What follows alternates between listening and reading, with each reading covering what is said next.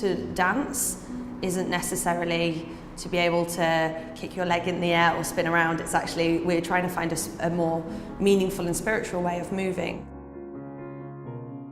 This project is basically delivering workshops to people with MS, but also other neurological and autoimmune diseases.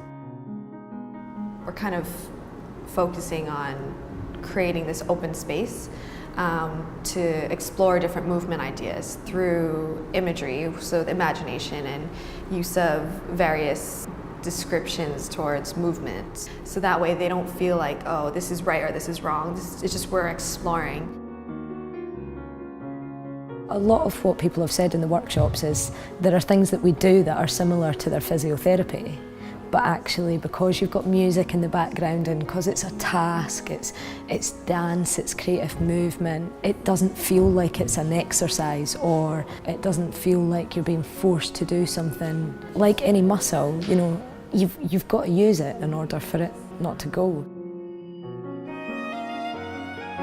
Well, I find it really interesting and amazing what one can do and how relaxing it makes one feel afterwards. I've always felt so well after each set. I'd absolutely recommend it to anyone to have a go, because you got so much to gain from it. Just feeling so much better afterwards.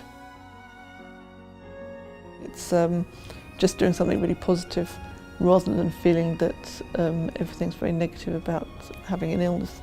So it's seeing things in a different way, which is, I think, positive. It turns it around a bit, so it's good.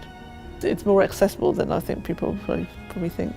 Rather than it being scary dance, which I think maybe a lot of people would think it was, it's much more playful and quite a lot of laughter. So it's much more fun than you might expect.